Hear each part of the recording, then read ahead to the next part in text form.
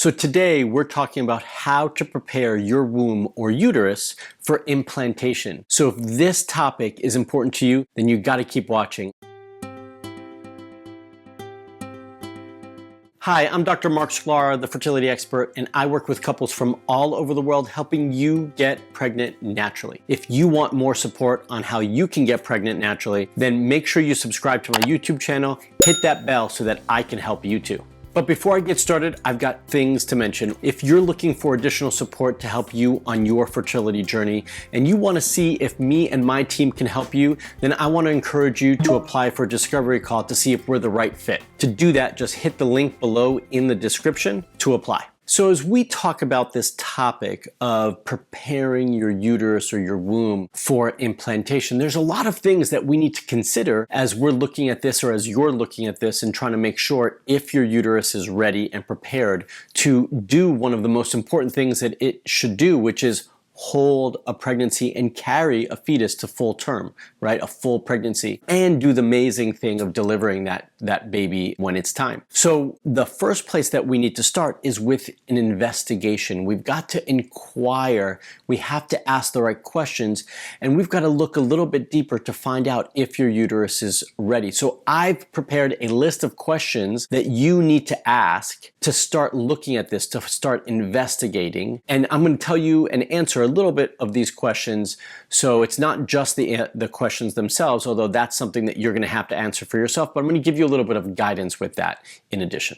So we often think of birth control pills as not a big deal, right? So have you been on birth control is an important question. And I know that we're told that it's not a big deal. You can take it whenever you need. You can take it for as long as you need. And when you're ready to come off of it and start a family, you should be ready to have a child. It's not necessarily the case. And taking birth control pills for an extended period of time can definitely affect your hormones and impact your uterus because it doesn't allow your lining to build up in the same way. And I often hear from women who have been on birth control for an extended period of time that when they get off, their menstruation is not the same as it used to be before, right? That their lining doesn't shed the same way, their bleed is lighter, it's not as consistent, and it doesn't bleed for as many days. So these are all variables that we need to account for as we're assessing the health of our endometrium and our uterus, which really go hand in hand. So that second question is,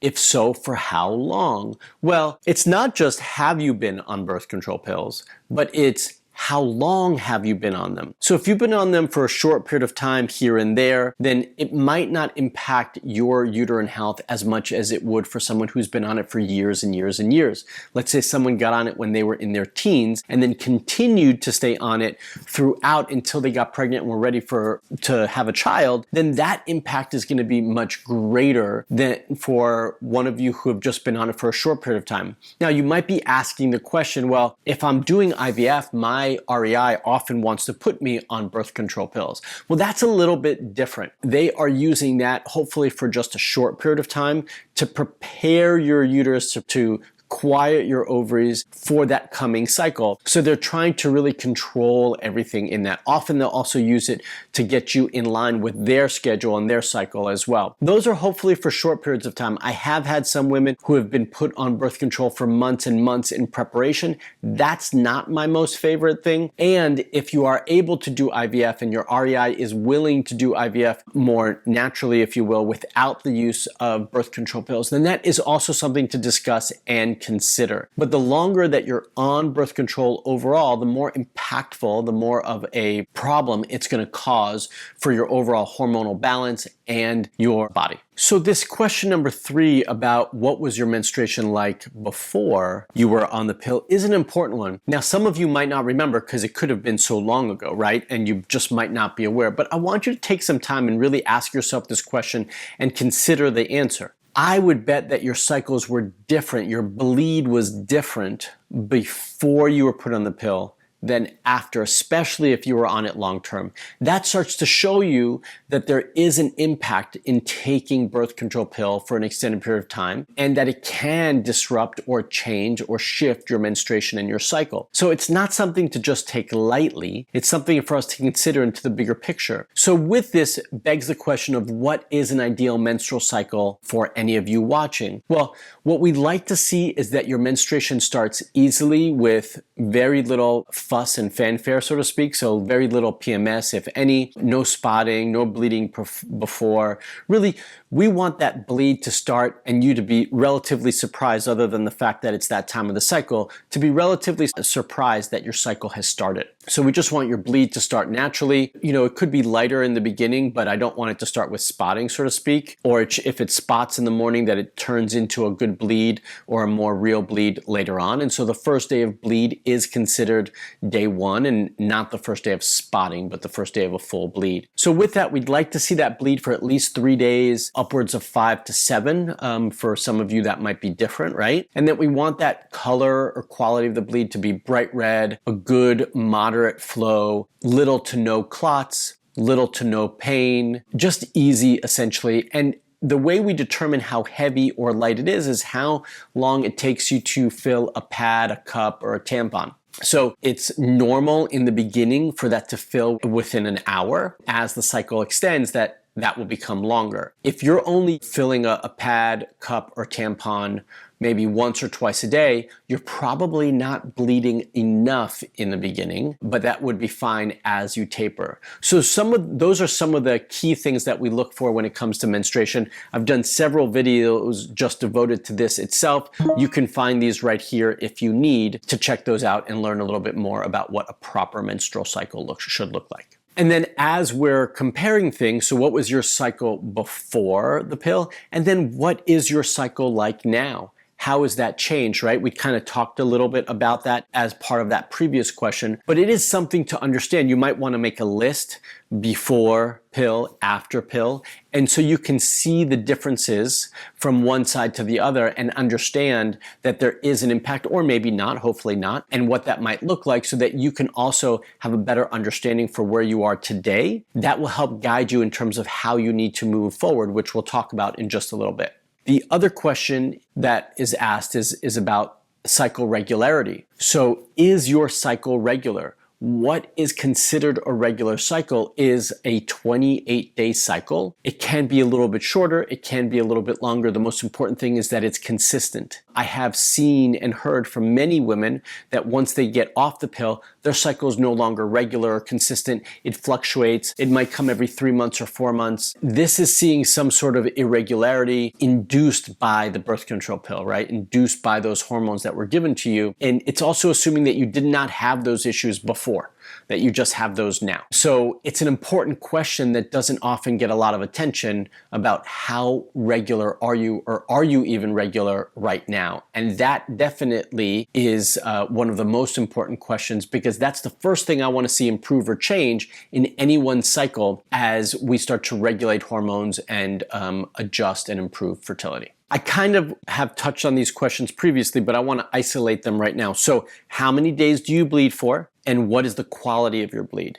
This is super important. Again, I know I touched on it slightly, but a normal bleed should be somewhere between 3 to 7 days. It should start heavier and then taper off. And the quality is also really important here. It should be a good, nice, bright red blood. It shouldn't be brown. It shouldn't be black. It shouldn't be dark. It shouldn't be light. It should be bright red and without clots. It's okay to have tissue, but hopefully without any clots. And it's okay to taper or spot as you go along in the bleed or the menstruation as well. But that's basically what we're looking for in terms of quality of bleed. So STDs are so important here, and they often really get overlooked and ignored, quite frankly. if you had a sexually transmitted disease, this can absolutely impact the health and environment of your uterus and your fallopian tubes. And I spoke to a woman just a couple of days ago, and this was something that we discussed. And the reason why we discussed it is she said she's been trying for years off and on with different partners. One of her previous husbands, after they split up, he conceived very quickly with somebody else. And she's never had a proper evaluation, and she's young. So this is the sort of thing that starts to,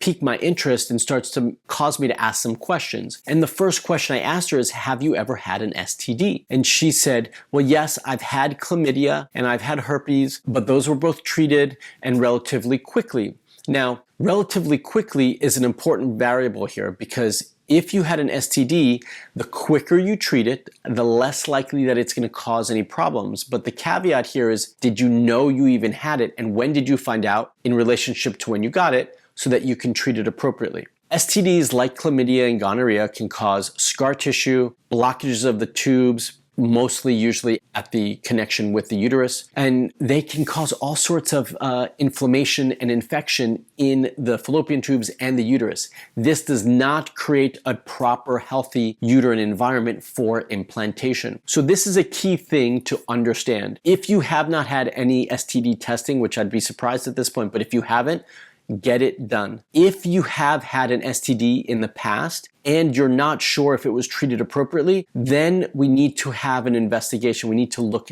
deeper into what's going on in the uterus, if anything, and that's where some of the other questions will come into play. So ultrasounds are important here because they're going to give you a lot of information for a lot of different things. We were just talking about STDs. An ultrasound is the first place to start to see if there's any blockages or obstructions. You might have to go a little bit deeper, but it will be able to start to look and see if there's any abnormalities, even if they can't quite tell what they are. An ultrasound of the uterus will at least be able to give us the first level of understanding if there's any fibroids or cysts or any other things causing potentially an obstruction in the uterus. Now, an HSG, hysterosalpingogram, is also known as the dye test, and this is a test that tells us what's going on in the fallopian tubes. Are the fallopian tubes open and patent and able to allow the sperm and the egg to meet in the fallopian tubes, which is where that happens. Now, it's not the most fun procedure, but it is an important thing to rule out, especially if it hasn't been done. And this is also something that is going to be important as we're kind of ruling out and making sure that the uterine environment is healthy, because now we're going inside the uterus to make sure that everything is functioning properly, the tubes are open. Hopefully we can also rule out at this point if there's any masses, like we were talking about before, of fibroids or cysts, and if there's any scar tissue in relationship to those other STDs or anything like that. Now, we might have to do more advanced scans and screenings besides an ultrasound and an HSG here, but this is the first place to look. And then if there's any thought or concern about any other issues like inflammation or scar tissue or blockages, then we would start to look a little bit deeper and do some more advanced procedures. A fibroid is a mass that grows in the uterus. Okay, let me backtrack. A fibroid is a mass that grows in or around the uterus. It is not something that is always found in the uterus, although that's probably the bigger concern, is that if it's in the uterus or in the uterine wall, in the endometrium, and where in the uterus it is also potentially a concern. If it's on the outside of the uterus, then that's much less of a concern. And then the size of the fibroid. Is it blocking access to the fallopian tubes? Is it getting in the way of a embryo growing and maturing, right? These are all variables. So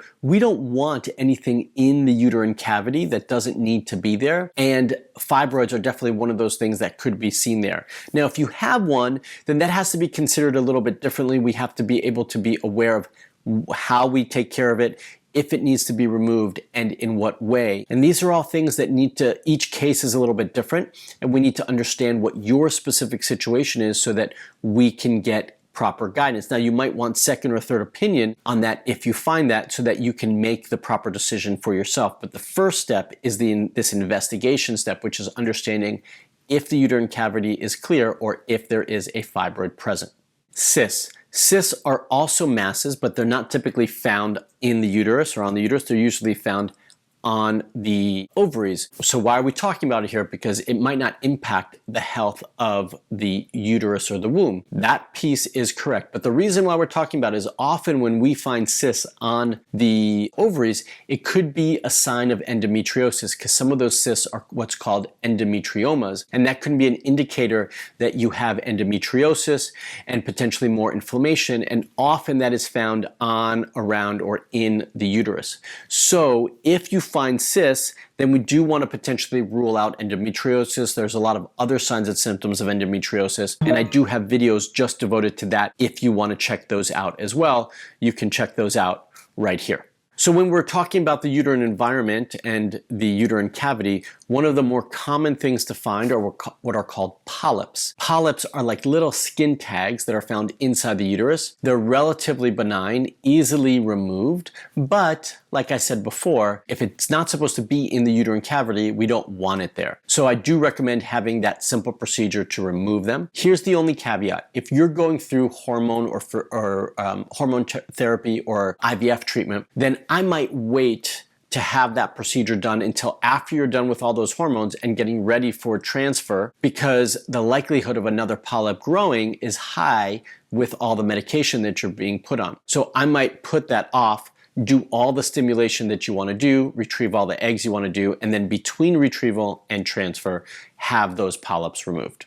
And this one's a little bit different. From a Chinese medicine perspective, one of the things that we want to look at is your uterus cold or hot? I know that might sound strange, right? So is your uterus cold or hot? That's going to be an indicator for what's going on in the uterus. If your uterus always feels cold, we need to increase blood circulation to that area to warm it up and increase more circulation to the area, because increasing circulation helps to create a healthy, proper environment. If your uterus is too hot or too warm, we need to cool it down a little bit. So these are things that you can easily tell just by taking, temperature, by feeling, right? You got to make sure your hands aren't too hot or cold, and you might want to ask your partner or husband for a second opinion here.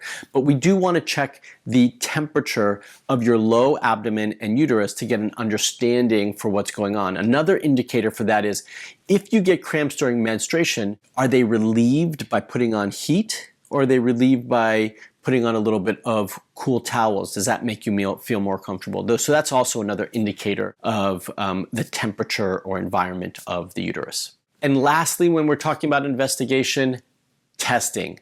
Hormone testing. Hormone testing can tell us a lot of information, not just about the quality of your eggs or the health of your ovaries, but also of the health of your uterus. So if you haven't had proper hormone testing done, or you haven't had it done at the right time of your cycle, then I want to encourage you to make sure you get your standard hormone tests done and get those looked at. I've discussed this in a ton of videos, but I can just mention again right here, we want to make sure we've got estradiol done, progesterone, FSH, LH, AMH, testosterone is a big one as well. So these are all some primary hormones that we want to make sure that we get addressed and looked at as we're doing our investigation piece. So this piece is a lot. There's a lot to go over in the investigation piece, but once you do that, that will set you up for everything else that you need to do to make sure that your uterine environment is ready for implantation.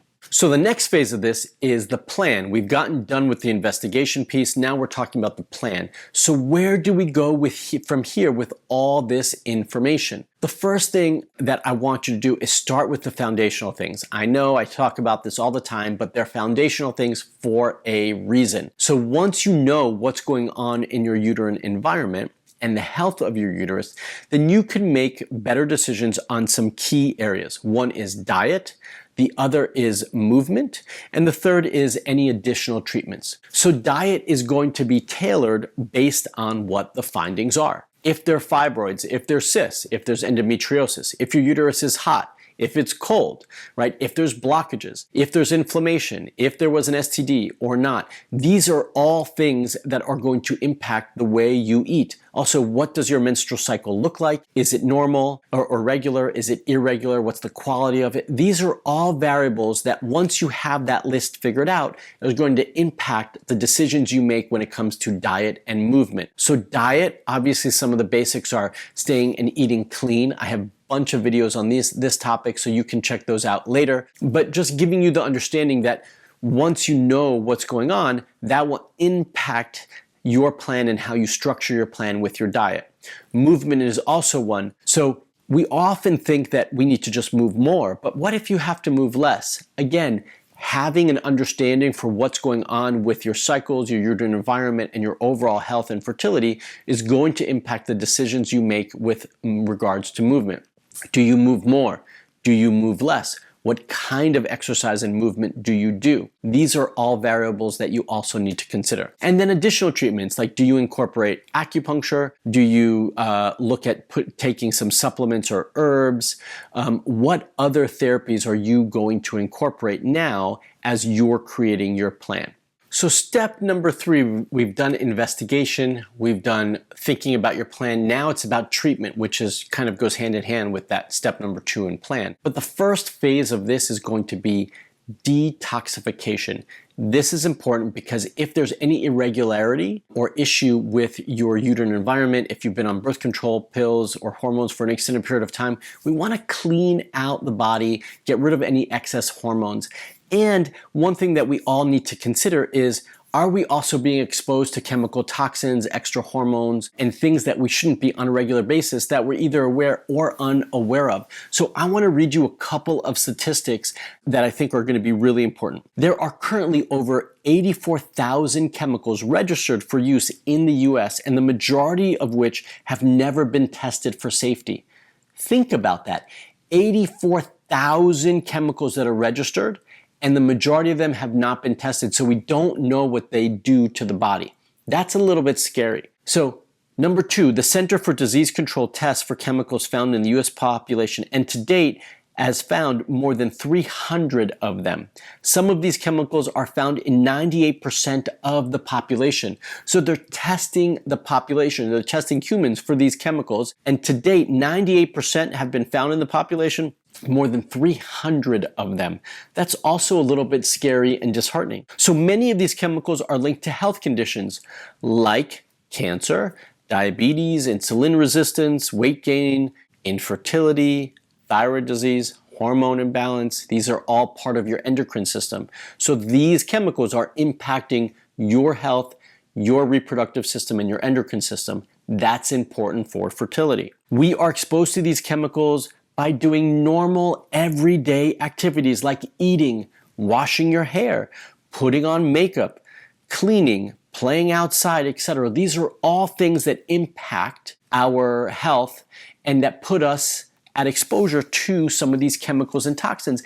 And some of these things are just not, they're unavoidable because we have to live our regular life. So this is why we start in our treatment phase of things with step number 1 being detoxification.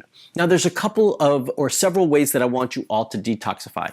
First and foremost is physically detoxifying, cleaning out the hormones that have built up in the body, supporting the liver detoxification phase 1 and phase 2 of the liver, and really supporting your body. So one is the easiest way to do that is by avoidance, is avoiding exposure to these chemicals, avoiding exposure to these non-healthy foods, so cleaning up your diet, and then supporting your body by getting rid of those extra things with increased abundance of fruits and vegetables to help the detoxification process of your liver and support your liver. The next piece of detoxification is cleaning out and rejuvenating the uterine environment. We're talking about the uterus in this video, and that's very important. So what's one of my favorite ways to clean out and support the uterus? It's a vaginal steam. The steam is done after you're done bleeding, and it helps to flush out any remaining tissue that gets built up and wasn't eliminated. And typically you'll start to see a shift or a change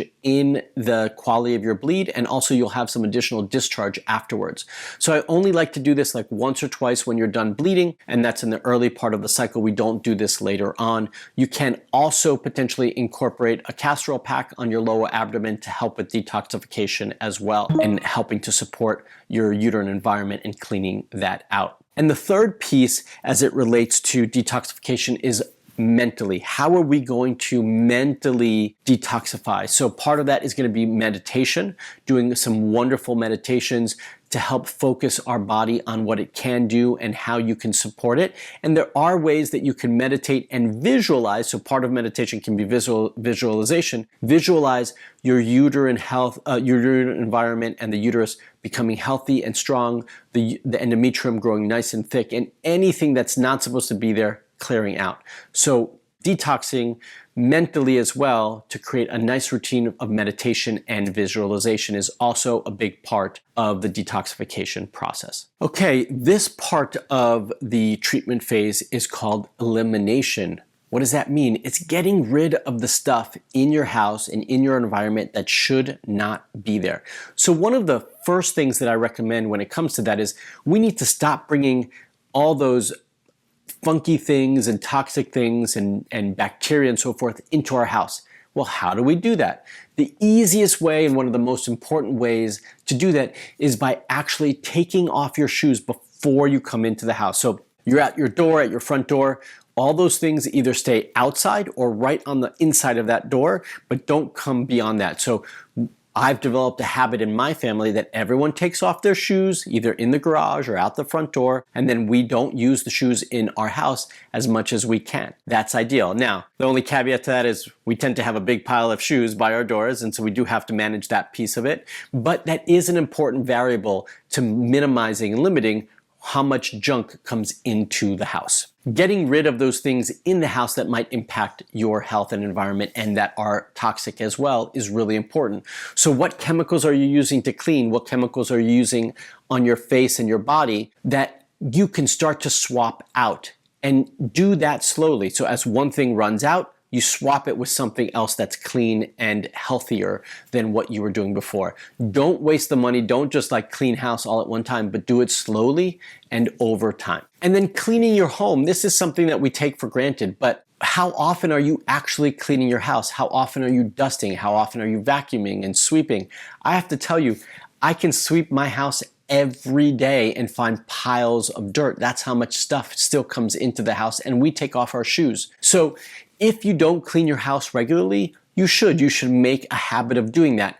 But you do need to be careful of the types of cleaning products you use to make sure that they are healthy and safe. There's tons of healthy and safe options for using cleaning products in the house these days. You don't need all those chemicals and really toxic products that you might be using already at home. And then last but not least, as we are talking about part of your plan, one of the best things that you can do to help support uterine environment is uterine massage or abdominal massage. This is very easy. You could just do very simply like a nice circular motion on your low abdomen with a little bit of castor oil or nothing. You can also do some downward motions from your navel down to your pelvic bone in different motions. But getting this moving helps to remind your uterus that things need to move, things need to be moving out of the body, and it helps facilitate that process. It's really a nice thing to also do as you're getting ready for menstruation. If you know that you're towards that part of your cycle, and if you feel comfortable doing because you haven't been trying to get pregnant, then you can also do some of that light massage. There are plenty of providers probably in your area, maybe not plenty, but there should be some around that do uterine massage, fertility massage, or my abdominal massage as well that you can reach out to help you incorporate that into your fertility plan. So my question for you is going to be, what of these things is enlightening? Like, what didn't you not know about before this video? And number two, what are you going to incorporate into your pattern as you're creating a plan and treatment for yourself? What of these therapies that I've just talked about are you going to start to incorporate into your daily plan? Hey, before you close out this video, don't forget to like, subscribe, and turn on post notifications. Bye!